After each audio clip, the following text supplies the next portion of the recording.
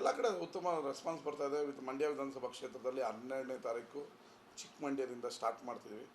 ಮತ್ತು 16ನೇ ತಾರೀಕು 4 ಗಂಟೆಗೆ ಮಂಡ್ಯ ಸಿಟಿಯಲ್ಲಿ ಒಂದು 10 ಪಾಯಿಂಟಲ್ಲಿ ನಾವು ಪ್ರಚಾರ ಮಾಡ್ತಾಯಿದ್ವಿ.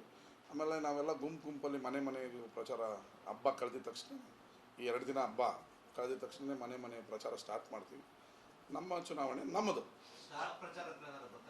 ರಮ್ಯಾ ಅವರು ನಮ್ಮ ಮಂಡ್ಯಕ್ಕೆ ಬರ್ತಾರೆ. ಮತ್ತು ರಾಹುಲ್ ಗಾಂಧಿ ಅವ್ರದ್ದು 17ನೇ ತಾರೀಕು ಫಿಕ್ಸ್ ಆಗತ್ತಾರೆ ಮಂಡ್ಯದಲ್ಲಿ 1 ಲಕ್ಷ ಜನ ಸೇರಿಸಿ ಒಂದು ಬೃಹತ್ ಸಮಾವೇಶವನ್ನು ಮಾಡ್ತಾಯಿದ್ದೀವಿ. ರಾಹುಲ್ ಗಾಂಧಿ ಅವರು ಬರ್ತಾರೆ 17ನೇ ತಾರೀಕು. ಮೋಸ್ಟ್ಲಿ ಅವತ್ತು ಬರ್ಬೋದು, ಇಲ್ಲ ಅವ್ರನ್ನ ಒಂದಿನ ಮಂಡ್ಯದಲ್ಲಿ ವಿಧಾನಸಭಾ ಕ್ಷೇತ್ರದಲ್ಲಿ ರೋಡ್ ಶೋ ಮಾಡಿಕೊಡ್ಬೇಕು ಅಂತ ಕೇಳ್ಕೊಂಡಿದ್ವಿ. ಆಯ್ತು ಅಂತ ಒಪ್ಕೊಂಡಿದ್ವಿ. ಅವ್ರು ನಮ್ಮ ಭಾಳ ಅದ್ಭುತ ಕೆಲಸಗಳನ್ನ ಮಾಡಿದ್ದಾರೆ. ಮಹಿಳಾ ಯೂನಿವರ್ಸಿಟಿಯಿಂದ ಹಿಡಿದು ಕೇವಲ 6 ತಿಂಗಳಲ್ಲಿ ಜನ ನೋಡೋ ಥರ ಕೆಲಸವನ್ನು ರಮ್ಯವರು ಮಾಡಿದ್ದಾರೆ.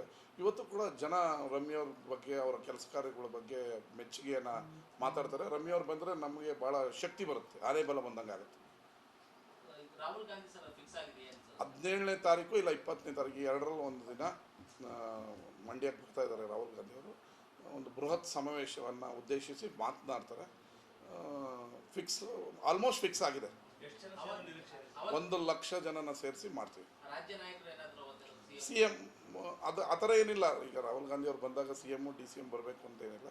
ಬಟ್ CM ಅವ್ರದ್ದು ಒಂದು ಡೇಟ್ ಕೊಡ್ತಾಯಿದ್ದಾರೆ, KR ಪೇಟೆ KR ನಗರ.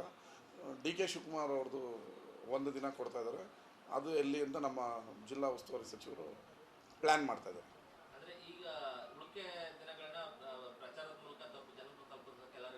ಎಲ್ಲ ಈಗ ಆಲ್ಮೋಸ್ಟ್ ಮದ್ದೂರು, ಶ್ರೀರಂಗಪಟ್ಟಣ, KR ಪೇಟೆ KR ನಗರದಲ್ಲಿದ್ದಾರೆ ಇವತ್ತು ನಮ್ಮ ಅಭ್ಯರ್ಥಿಯವರು.